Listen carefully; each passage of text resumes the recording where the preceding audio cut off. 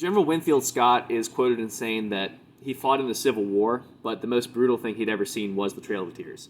The Union soldiers went into these villages, they burned them down, they looted them, they kicked out these Native Americans at bayonet point, took them across the nation. Was there a clause that said if tribes don't comply, there will be, violence against them? Or was it just, kind of under the table? There were actually provisions against the use of force, and yet Jackson openly denied it.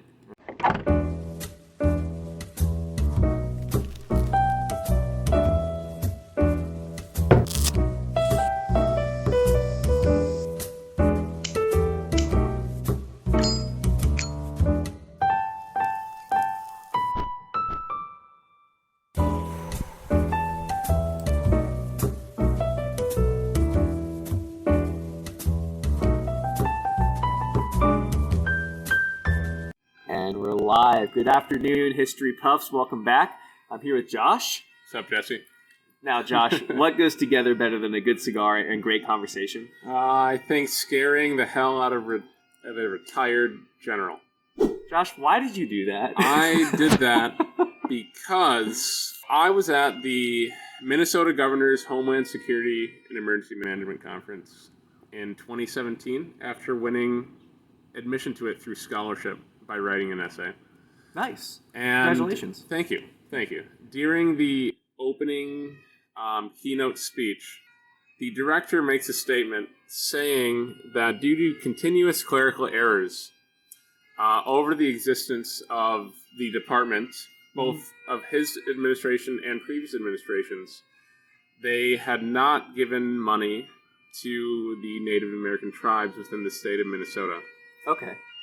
And which tribes specifically, do you know? All of them. All of the tribes within the state of Minnesota. Okay. So I thought this was very interesting. He brought up, his name was Joe Kelly. Used to be a 1 or 2 star general, was the chief of staff of the Minnesota National Guard. And what happens is he brings up that they had a talking circle with the Leech Lakes tribe in 2016.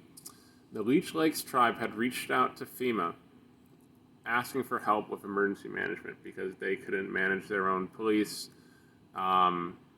response systems to natural disasters, wildfires, etc. They were having struggle. Was it because they didn't have the money in their because territory? They didn't have the money. Okay. Exactly. The tribes within Minnesota, they are very poor. Very poor. And so they reached out to FEMA asking, hey, can we get some assistance with this? And then the Leech Lakes tribe gets back from FEMA, and FEMA had told them, we are already sending your state money. They should be distributing it to you through the Emergency Management Performance Grant. So they were giving them the money to deal with those problems, yes. Is what you're saying. Okay. So, and the Emergency Management Performance Grant has been around since 2003. I have documentation here. I see you have it pulled up right there. I do have it pulled up here. And so I have a few documents, and what's interesting, I'll get into this later, but a lot of them have been removed from the website since this happened. They've been removed. So they used to have archived document, right? Redacted. Yeah. So they used to have, when I first looked all this up in 2017, they used to have all these documents archived on the website showing hey, back in 2003, we started this program, and it says here that Minnesota, along with all the other states in the U.S., are supposed to give some of the money to the tribes. I will bring up the wording that I found in the document at the time. The purpose of the Emergency Management Performance Grant is to provide federal funds to states to assist state, local, territorial, and tribal governments in preparing for all hazards, as authorized by several acts of Congress. It's designed through the federal government to provide necessary direction, coordination, and guidance, and assistance to all these state sectors from the state down to the tribal level. How did you find this? So they mentioned the name of the grant, and then I started researching because I was like, okay, something sounds wrong that they're just calling this a clerical error, and that they haven't given the tribes any funds since the founding of this. And so I looked it up on the website. I was like, there's no way that this is a clerical error. Okay. And so what baffles me is that all these documents are publicly available saying that they need to give this money to the tribes. So they're publicly available with like a Google search. With a Google search. Wow. And none of the money has been distributed to the tribes. So then Leech Lakes came forward to the Homeland Security and Emergency Management Department within Minnesota and said, like, hey, can we get some of this money? Like, what's going on here? FEMA said, like, you haven't been sharing this. And it was at this point, and only this point, where Minnesota was like, oh, yes, yeah, sorry that we somehow forgot to give you all this money. And only then did Minnesota put in any effort to say, oh, hey, yes, sorry, we had clerical errors. We meant to give you this money. Clerical errors. Did they end up giving them the money then? I don't know. I never looked into this after the fact, but the reason that this became really interesting and contentious is because I approached the director after he finished speaking that day and asked him, like, hey, how'd this happen? Just, like, wondering, like, I have the document right here that say, like, hey, tribal nations were supposed to receive this money. Why weren't they receiving this money? And he didn't give me a clear answer. He kind of gave me a runaround, something that would be easily found in, like, press release saying, like, hey, we're working on it. Yeah. This is not, like, us trying to neglect them. This is not us trying to ignore them. We're moving in a good direction, is what he says. We're trying to make steps in the right direction. It just still baffles me that And so that wasn't true. They weren't moving in a good direction. I mean, not until this point. Potentially, like when they had this talking circle, and they had people sit down and be like, "Hey, can we get some of this money?"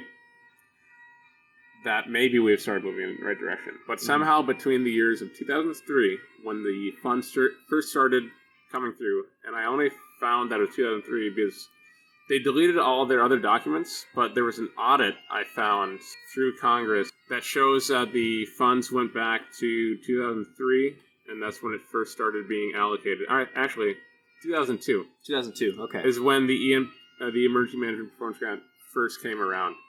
And so, back to this point, it was the same rules, where you're still supposed to provide this to the tribal governments of every state. And so the state is responsible to do that.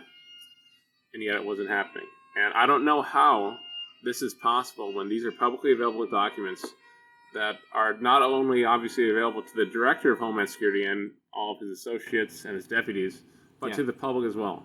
So that it baffles me. And it almost seems like they are playing on the ignorance of the tribal nations who maybe don't interact with government as often as they like, to just be like, oh, hey, we don't have to give this money, or we're just going to, keep this extra funding for ourselves. Right. No, they certainly do, but sometimes not enough. And even then, people in the government have historically, which we're going to talk about here in a second, ignored public declarations of Native American sovereignty and assistance.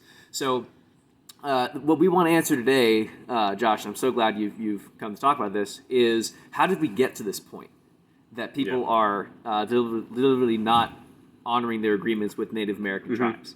And so usually I like to have sort of a humorous tone on this channel, but this is not going to be one of those episodes. We're talking about a very tragic event called the Trail of Tears, which everyone knows what it is, but what I find to be more interesting than the event itself is what led up to it. All right, so let's go ahead and backtrack all the way to basically right after the Revolutionary War, so right after the Constitution, right after we become a nation.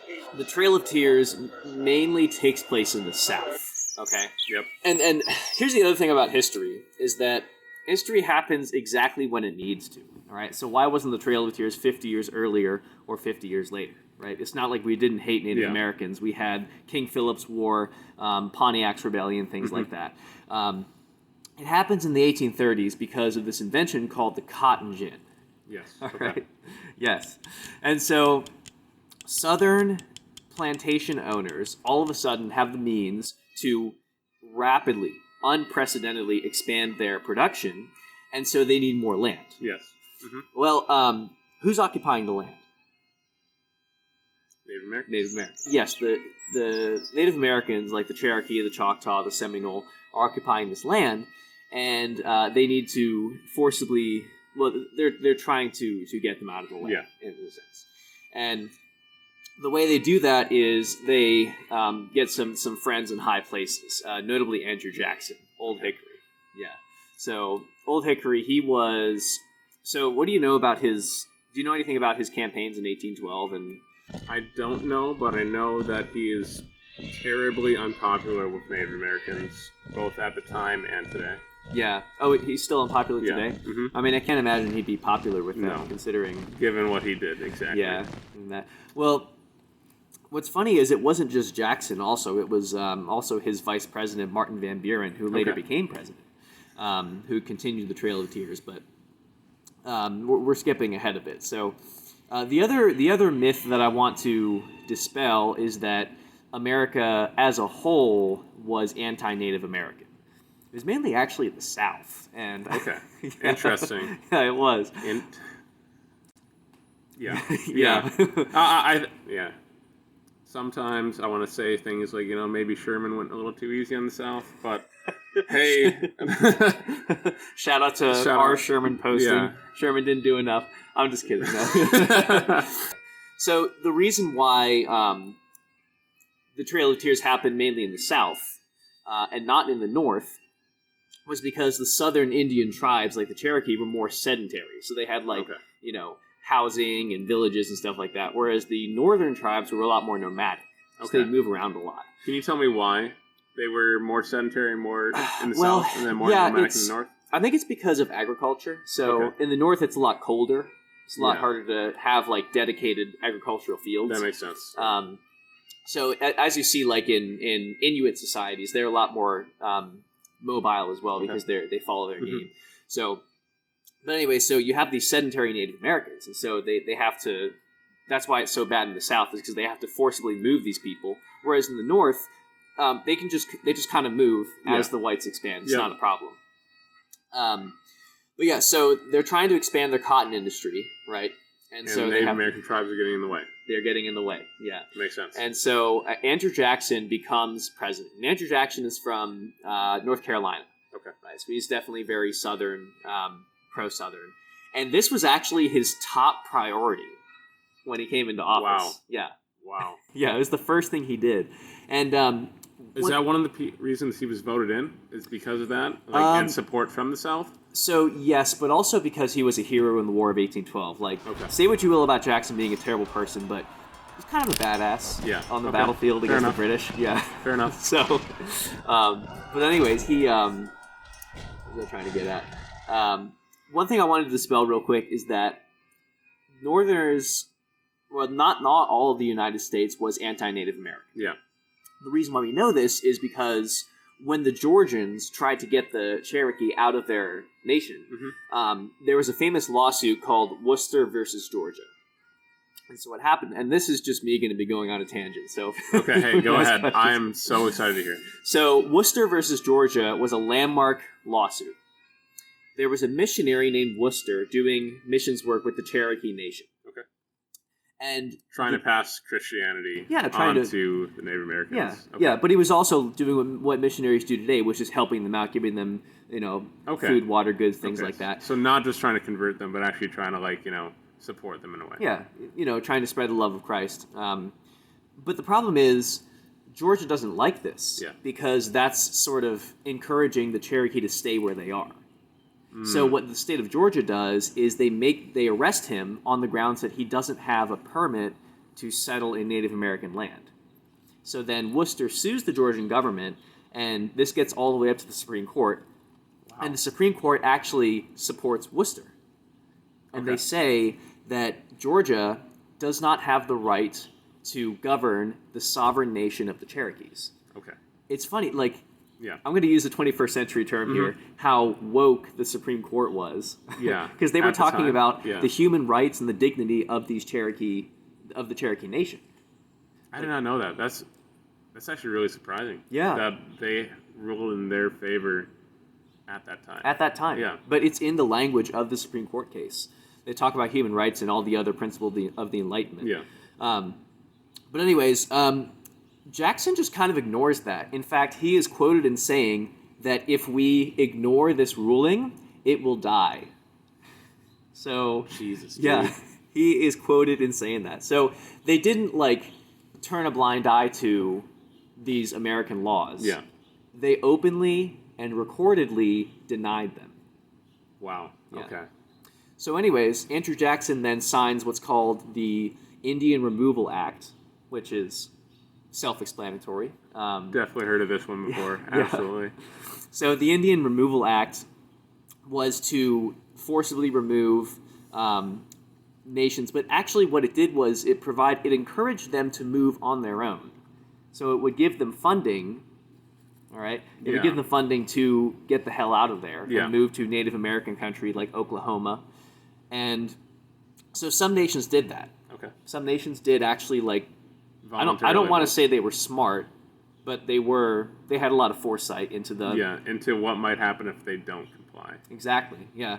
So some nations did receive the funding and move. Some nations, like the Cherokee, did not, and they were forcibly removed first by Andrew Jackson and then by General Winfield Scott under Martin Van Buren in the Van Buren administration. Yep.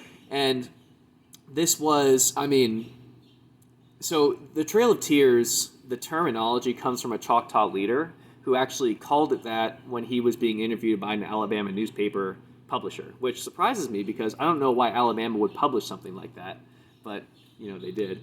Hey, there's some, was it a state-run journalist outlet? I don't know. Okay. Yeah. Because if it's an independent, journalist, even at that time, they might have opposing feelings, even though they live in the South. That's true. I think I can understand that. Journalism does tend to be quite progressive. How many years after, or was it during the enactment of the Indian Removal Act that the name came out, the Trail of Tears, or was it years after? So it was during, because the Choctaw okay. were the first to be removed in about 1831. In 1836 was the last and the most brutal removal, and that was the Cherokee. Okay. So the Trail of Tears wasn't like one event. Yeah. It was like a lot of removals, so lots of Trails of Tears over 6 years. Got it. Okay. So then, General Winfield Scott is quoted in saying that he fought in the Civil War, but the most brutal thing he'd ever seen was the Trail of Tears. Wow. Not only did they burn, the Union soldiers went into these villages, they burned them down, they looted them, they kicked out these Native Americans at bayonet point, took them across the nation. Not only did they do that, they spread diseases to these Native Americans, right? Smallpox, all those nasty things. And then, of course, they would, steal from them, kill stragglers, things like that. You saw between 15 and 25% fatalities along the way. And then we get to Oklahoma, which is, thousands of miles away, and they all got forcibly removed by 1836, right? So this is, this puts the issue of Native American versus United States tensions to rest. Yeah. For about 50 years, right? Yeah. And then what happened was you had Native American country, which was out west. But then when we start expanding out west, that's when you start seeing these agreements get violated again and again and again. So like you're saying with that modern example of the federal government ignoring and denying funding and violating treaties, that's not new. That's been happening. It's not new. It's so sad that's still happening in the 21st century, as it's shown right here. Even if it's just purely by neglect, this is like almost looks like systematic cover-up, where they're like, oh, hey, Claire. Yeah. And I think it's interesting how you brought up how it's baffling that this is public record. Well, so was the Worcester v. Georgia decision. That is recorded history, and yet Jackson openly denied it, right? In the Indian Removal Act, was there a clause that said if tribes don't comply, there will be violence against them, or was it just kind of under the table, like, hey, he's putting out orders to have Union troops remove them without anyone knowing? It's funny you bring that up. In the Indian Removal Act, there were actually provisions against the use of force. Wow. Interesting. So he was supposed to pay the Indians to move, encourage them to move, and help them move, but they were explicitly denied the use of force. Yet it still happened. And it still happened, right? Was he the one puppeteering the Union troops to do this? Well, he's the one who sent the Union troops to remove. So he made the order. It wasn't someone under him subverting him for years. No. And as a matter of fact, his underling, Van Buren, who then became president, continued his campaign. Wow. Yes, and Jackson is a very controversial president. He used to be well liked, and now we're starting to wipe away some of the cobwebs. Yeah. He was called King Jackson even at the time of his presidency, because he would famously wanted to establish the national bank. Now that actually didn't get established, but he was known for being very tyrannical as a president. Yeah. Wow. So, yeah, unfortunately, and we're not going to get into the politics about this. We're just here to talk about the history and then also how the history affects today. And I don't often talk about historiography on this channel, but the reason why I'm so passionate about history is because it's powerful. It explains why things are, right? Like that. Like it explains this. why things are, and then it makes you question, is that the way that it should be? Right? That's the power of history right there. I can appreciate that, absolutely. Even as a STEM major, can definitely appreciate that about Well, I'm about to be a STEM graduate, too. Oh, fair enough. Okay. With mechanical engineering is my undergrad, yeah. Awesome. So, yeah, well, anyways, this wasn't a very uplifting topip, but it's very important to talk about. It is important. Josh, I'm really glad I found you, and that's a great story. I'm going to have to put all that up on the screen. 100%. Absolutely. Did I mention, just like, I guess as we're wrapping up, the fear in the general's eyes when I was talking to him about this, and like how... Oh, please talk about that. So this was after I approached him on the first day. He came back to me on the second day with one of his deputies, and he brought me aside. I was like, hey, I just want to make sure you don't have any more questions about this. We would ask that you don't tell anything to the press about this. This is kind of just supposed to be known between other people within Homeland Security, Emergency Management. This is something we're trying to push in a good direction. We don't want the press knowing about this, essentially, is what he said. Right. He was very worried about me because, I'm here with my University of Minnesota tag on, saying and asking questions and looking like a journalist. I wasn't a journalist at the time, but it was definitely one of those moments where I was like, wow, I have a lot of power in my hands all of a sudden that I didn't think I would suddenly have, and I've made someone who used to be a one-star general of the Minnesota National Guard very nervous. Because 14 straight years of not providing money to these tribes. 14 years. Because of a clerical errors for publicly available documents would say that you have to give money to the tribes, and they just didn't do it. Yeah. It just baffles me. Yeah. And so here I am now talking about it. I don't know if it'll ever make the news, but I'm glad I can at least share about it and see that, there's a reason to bring this up, because like you said, with the history of the United States impacting all the way to today, it's worth asking the question, like, hey, is this continued abuse and neglect of the Native Americans within the United States? Right. Absolutely. And hopefully this can reach out to someone and change someone's mind. Yeah. But it's just a discussion that is not easy to have, but is important to have. And I'm glad we could do that. Yeah, all right, Josh. Well, thanks a lot for coming on. Thank you for having me. I Appreciate you giving me this opportunity to talk about it. Absolutely. And to all the history lovers and cigar aficionados out there, keep on buffing and keep on puffing. See you in the next one.